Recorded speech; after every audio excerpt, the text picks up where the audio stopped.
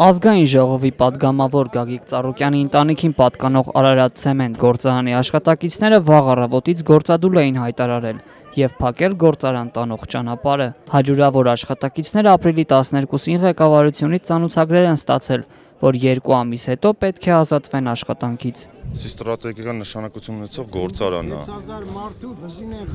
Ամբողջ Արարատ քաղաքն է դատարկվելու, եթե փակվեց, 1100 հոգի աշխատում են, չհաշված այդքան մարդիկ էլ ապրում են իր ընտանիքներով, խանութներով, սա փակվում է դա։ Գործարանի հնարավոր փակման պատճառը շատ ավելի ցածր ինքնարժեք ունեցող իրանական ցեմենտի հետ մրցակցության ոչ հավասար պայմաններն են։ Ակցիայի մասնակիցների խոսքով իրենց բողոքն անձամբ Գագիկ Ծառուկյանի դեմ չէ։ Նրանք ասացին, որ նախկինում ԲՀԿ նախագահն իրենց խոսք է տվել, որ ցանկացած պարագայում ավելի քան 1000 աշխատակիցները գործազուրկ չեն մնա։ Կոնկրետ ինչ որ մարդ չկա, իմ պահանջը այնա, մեր պահանջը այնա, որ աշխատեք։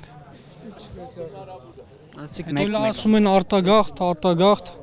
ստիպված պիտի դուրս գանք, ինչ անենք։ Գործադուլի մասնակիցները պահանջում էին հանդիպում Գագիկ Ծառուկյանի հետ։ Վերջինիս փոխարեն ցուցարարների հետ զրուցելու եկավ մուլտիկոնցեռնի տնօրեն Սեթրակ Արոստամյանը։ Նա հայտնեց այս որոշման պատճառն այն է, որ ուրբաթ օրը ազգային ժողովի տնտեսական հարցերի մշտական հանձնաժողովի նիստում քննարկված նախագծում, որով առաջարկվում է պետական տուր կիրառել Իրանից ներկրվող ցեմենտի վրա շուկայում հավասար մրցակցային պայմաններ ապահովելու համար, բացակայել է ներկրվող կլինկերի վրա պետտուրքի տարածումը։ Եվ որպես բիզնես նայելով, որ օր-օրի արդեն քանդվում է գործարանը, չեն կարող գնանք առաջ այս պայմաններով, եթե որոշումը գնում է տենց որ կլինկերի վրա չլինի տուրքը, ավելի լավ է մենք կլինկեր բերենք, մենք էլ կլինկեր աղանք ու շուկան ապահովենք։ Կլինկերը ցեմենտի պատրաստման համար օգտագործվող թրծված խառնուրդ է, որի ինքնարժեքը ցեմենտից շատ ավելի ցածր է, 1 տոննայի համար $9-13։ Որոշ հավելումներով լիարժեք ցեմենտ է դառնում։ Մուլտիկոնցեռնի տնօրենի խոսքով այդ հավելումներն անելու համար շատ ավելի քիչ թվով աշխատակից է անհրաժեշտ, եւ հենց սա է իրենց քայլի դրդապատճառը։ Ախր ժողովուրդը ինչ անի, դա մի քիչ ճիշտ է։ Մարդկային առումով դա հարց է, բայց ես առաջին հերթին կատարում իմ աշխատանքը, որ սա բիզնես է։ Քիչ անց կրքերը բորբոքվեցին։ Այդ աշխատանքի ժամանակ, ասենք, փեջի տարողությունը այսքան է, բայց փեջի բերանը բացվում է այսքան, մատերիալը լավ հուպ են տալի, նախ ինքը դուրս է գալի բռակ 1, երկրորդ Ռոզա, առաջին բռակը դու ես արտադրում։ Բռակը դուք եք արտադրում, դուք եք պահում։ Հերիքա պահեն։